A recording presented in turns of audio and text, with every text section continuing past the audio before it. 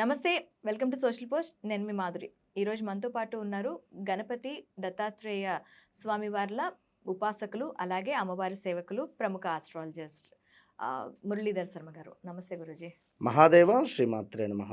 గురూజీ, మనకి 2026లో ఎవరెవరికి గ్రహయోగం ఉంది, ఏ రాశుల వాళ్ళకి ఇల్లు కట్టుకునే సూచనలు ఉన్నాయి? 2026లో గృహయోగము ఉండబోయేటువంటి రాశుల వారు ఎవరు అనేటువంటి విషయాలను తెలుసుకునబోయే ముందు 26లో గృహము ఎవరు నిర్మించుకుంటారో చెప్తున్నాం, మంచిదే.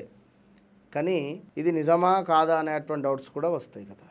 సో గతంలో ఏ రాశుల వారు నిర్మించుకున్నారో కూడా మనం చెప్పుదాం. మనకేం తెలియదు, కానీ మన ప్రిడిక్షన్ ప్రకారంగా చెప్పుదాం. 2023 ఎండింగ్ నుండి 2024లో వృషభ రాశి వారు గృహ ప్రవేశాలు కానీ గృహము తీసుకున్నటువంటి దాఖలాలు ఉన్నవి.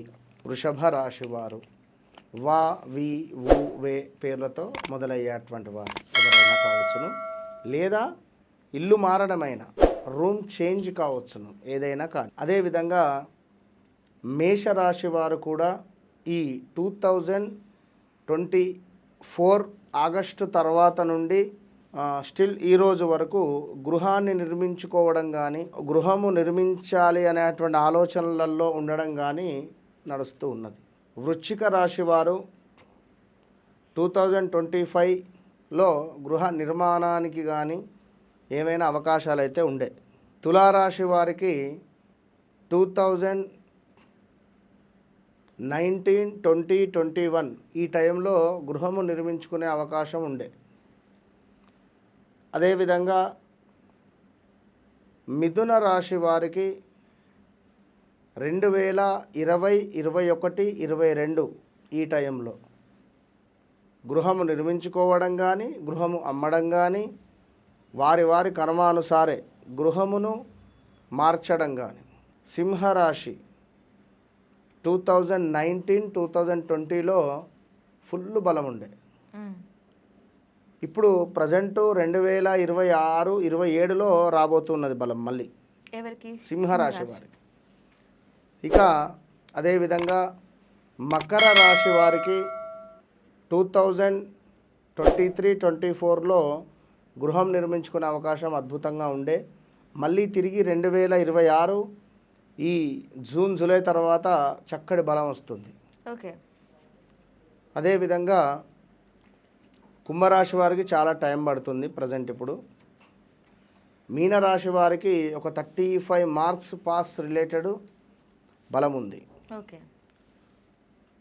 సో ఈ విధంగా వీరికి ఈ పరిస్థితి. మరి ఇప్పుడు ఖచ్చితంగా గృహము నిర్మించుకోవాలి, ఎవరికి బలం ఉంది అంటే కర్కాటక రాశి సూపర్ బలం ఉంది.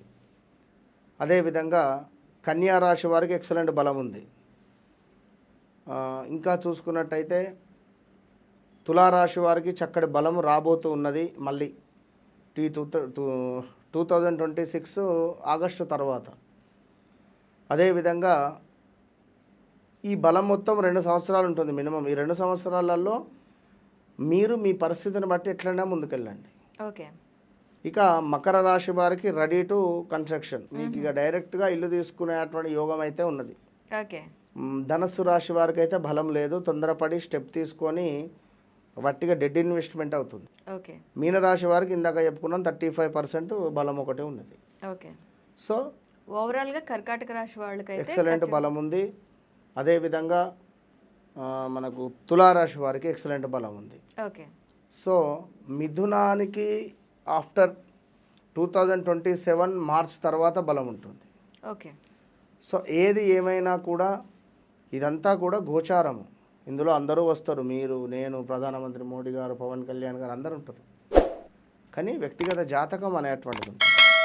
ఈ వ్యక్తిగత జాతకంలో మనకు నడిచేటువంటి దశ అంతర్దశలను బేస్ చేసుకొని 4వ భావం కానీ 9వ భావం కానీ 12వ భావం కానీ రన్ కావాలి.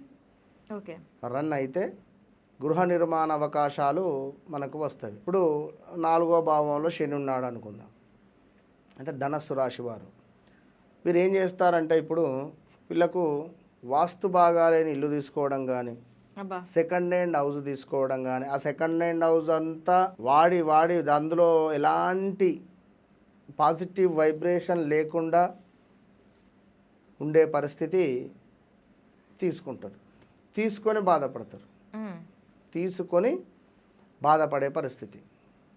కనుక కాస్త ఓపికగా ఉండండి, తొందరపడకండి. ఎందుకంటే చెప్పేది మీకోసమే. బలం లేనిది, డబ్బున్నా బలం లేనిది ఏం చేయలేదు చేసేది. డబ్బు పెడితే ఇప్పుడు మొన్నొకరు చక్కగా ల్యాండ్ తీసుకున్నారు, కన్స్ట్రక్షన్కు బ్రోకర్కు డబ్బులు ఇచ్చారు, 40 లక్షలు పట్టుకొని పరారైండు. అట్లనే ఉంటుంది పరిస్థితి. ఎవరో ఏదో చెప్పారు అని చెప్పి మీరు ముందుకు వెళ్తే మాత్రం కష్టం. 1-2 సార్లు ఆలోచించుకొని ముందుకు వెళ్ళండి. శుభం. అంతే. Thank you Guruji. మహాదేవ్.